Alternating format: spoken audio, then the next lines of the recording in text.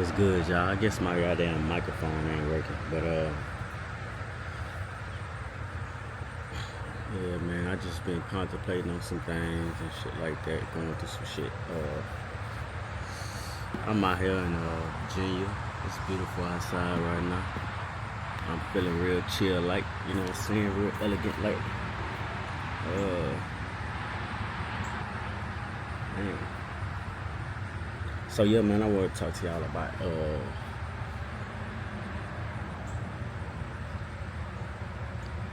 like if you feel like you're going through a real hard time right now, right?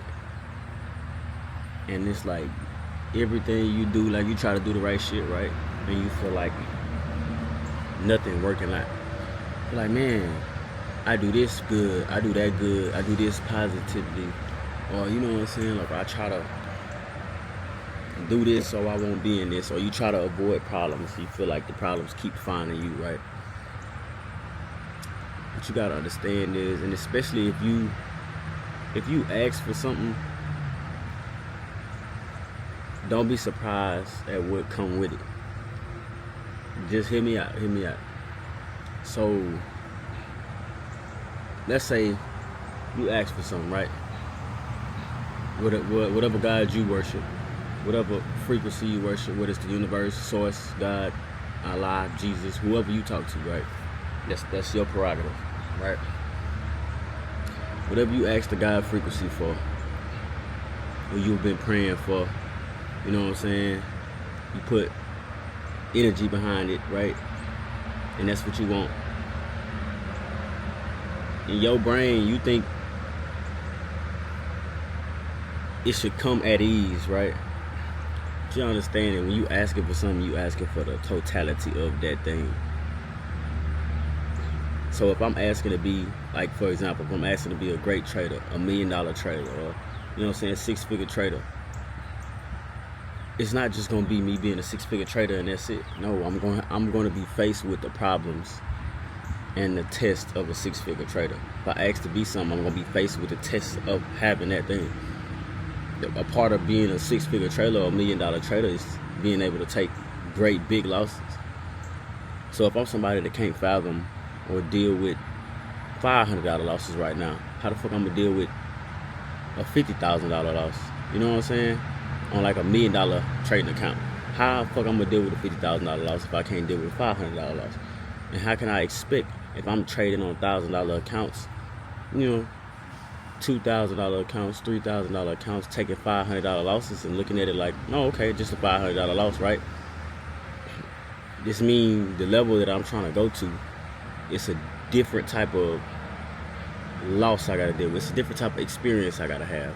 And I really feel like it's not the right or wrong in this situation. It's how you look at. It's how you look at, like basically how you shape your perspective to think about it in the first place. So you ask for something, you ask for everything that come with that thing, and it's not to break you. It's not to shy you away from it. If you made for it, it's to build you. It's to build you up to be able to carry that. You know what I'm saying? If I ask to be $1 million trader, I'm going to go through $1 million tests, not the regular tests. I'm going to have $1 million problems, not the regular problems. You know what I'm saying? So I ask for that. I got to make sure I understand the polarity and the balance between asking and desiring for something. You know what I'm saying? Because sometimes people ask for shit that they're not ready for, or they ask for something that it throw them off guard because they're going through all these problems and they think these things are shying them away from the very thing that they're trying to get. And that's the very thing that's in your face to build you. It's not to shy you away from it. You ask for something, so you got presented with these problems. You know what I'm saying? God gonna present you immediately with the test of that very thing that you claim that you want. Just like for example, if I say I'm trying to work on my patience, right? I'm trying to work on my patience. Guess what? Me trying to work on my patience, the only way I'm gonna work on my patience is to be presented with things that will test my patience. And and me working on my patience is me feeling that emotion with whatever is prompting that emotion, right? Feeling it and responding in a different way, or responding in a way that I'm trying to work on. You know what I'm saying? It's like a muscle. Everything is a muscle. In order to grow the muscle got to be tested, the muscle got to be stressed. So what do you think that means for every area? If you do that on the physical, what you think need to happen to the mental? What you think happen to the mental? What you think happen to the spiritual? You feel me?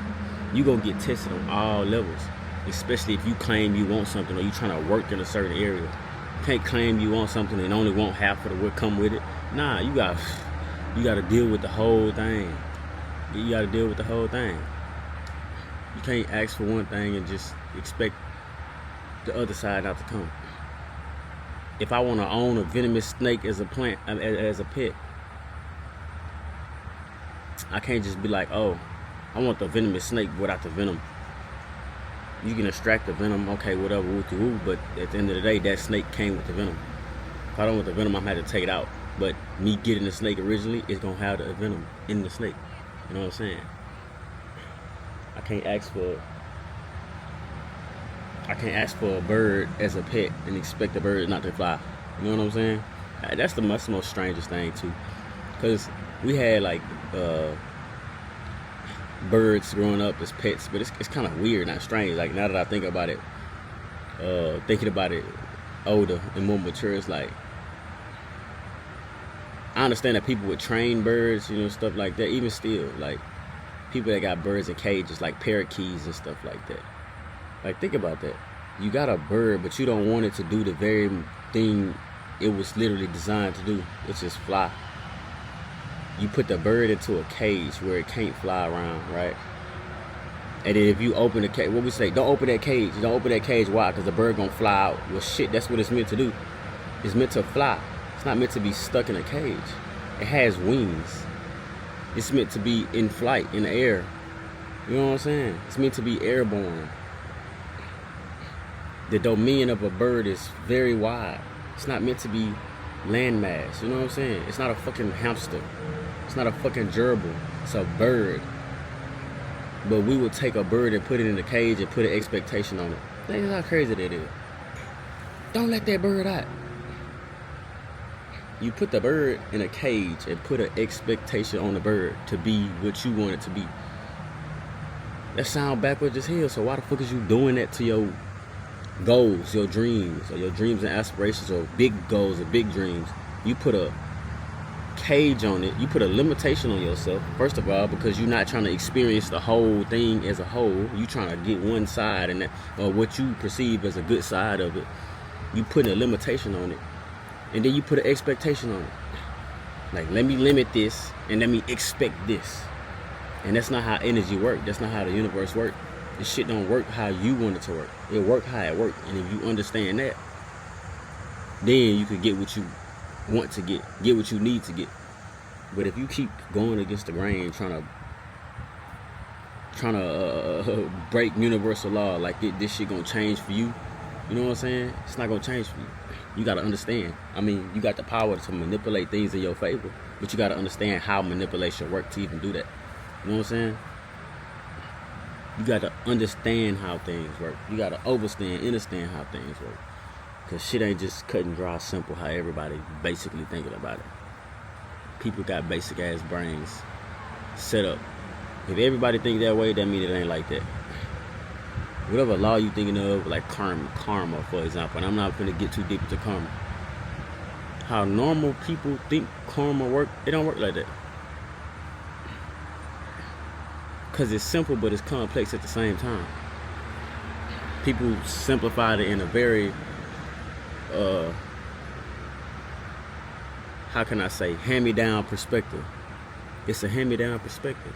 They've been given a perspective and they ran with it. And they take that and they put that perspective on everything instead of using their own brains or thinking in their own thought form. If your thought paths are hand-me-down, just like your religion is hand-me-down, the way of thinking is hand-me-down, and you don't really question or try to go deep and look at stuff in a certain way, well, you just gonna get the same results everybody else gonna get because you have the same hand-me-down perspective as everybody else. Half of the time when we ask for things, when we ask for these great big things, right? Dreams, goals, aspirations, and we trying to run from the problem, that's stupid.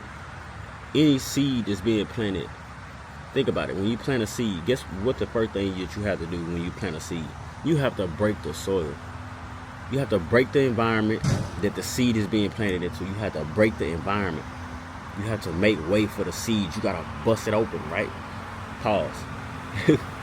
You gotta break the environment up. Once you break the environment up, you drop the seed. You know what happened what else happened when you drop the seed? When you drop the seed in the environment, you drop the seed in a broken environment. And it is different perspectives to think about a broken environment, because the environment not really broken. It's just open, being prepared. It's the environment is prepared, not really broken.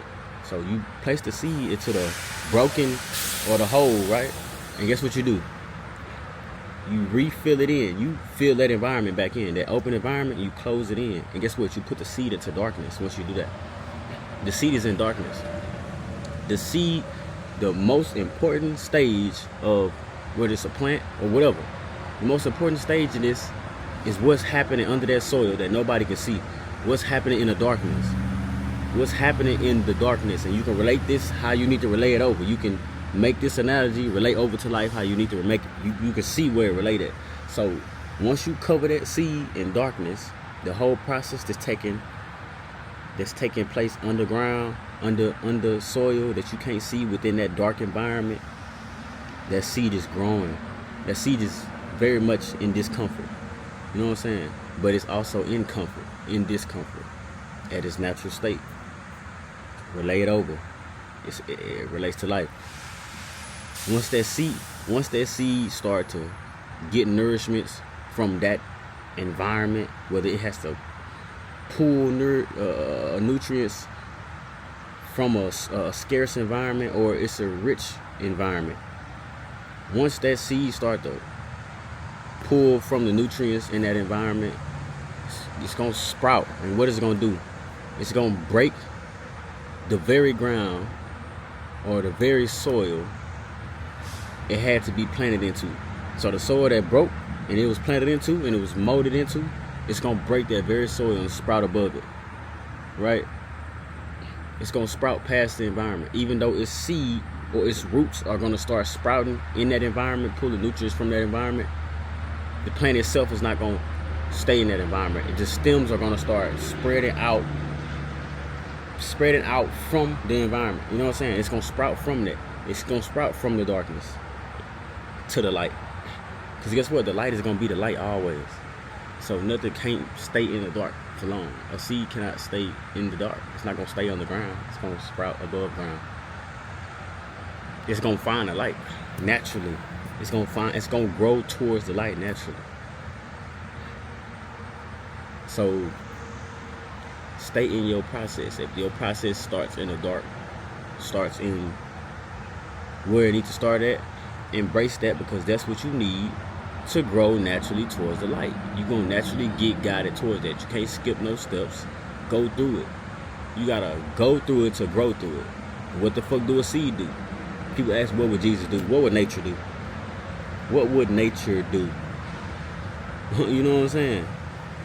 It's that nature is here to... People don't understand. This shit deep, right? Nature is here to guide. Nature is a guide. Nature is an example. Nipsey Hussle said the highest act of human nature is inspiration, right? And what do you do when you're inspiring somebody? You're being an example. Even breaking down that word inspire. You being an example.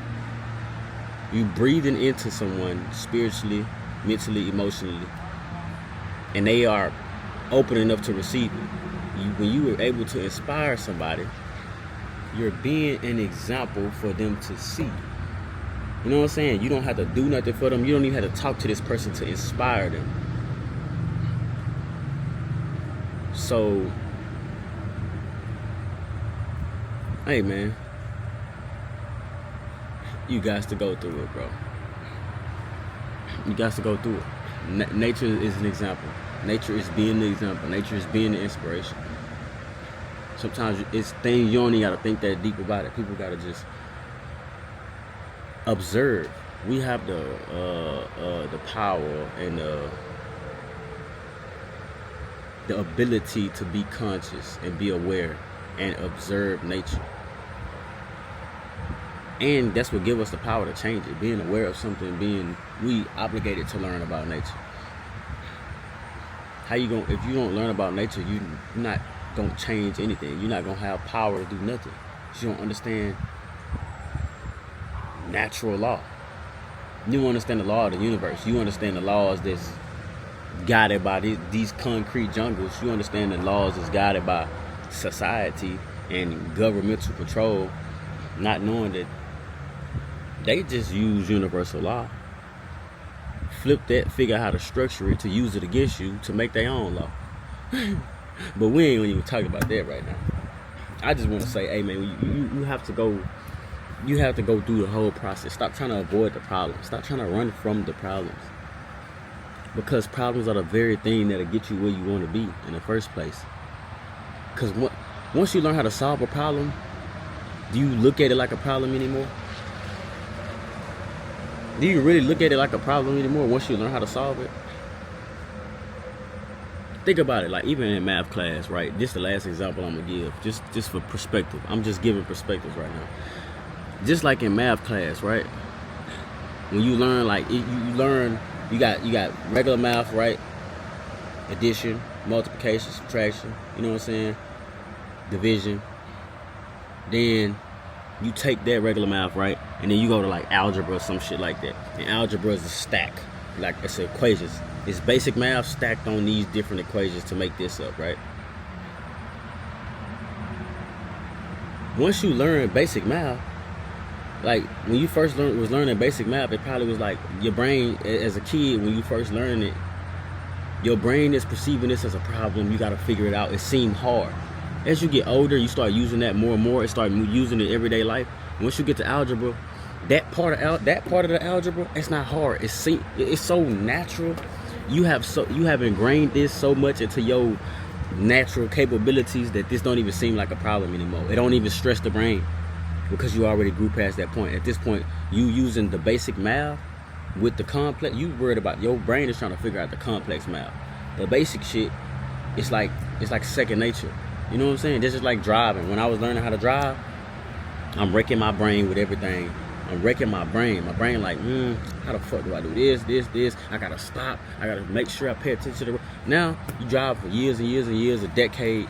You drive off second nature. You can have a full-fledged phone conversation on the phone, and not remember the last 50 miles you just drove because you was into your conversation and you was driving on autopilot, in the autotelic state. You was driving on auto. Why? Because it has now become second nature. So reframe how you looking at problems. It's just a part of whatever you want. It's not even a problem.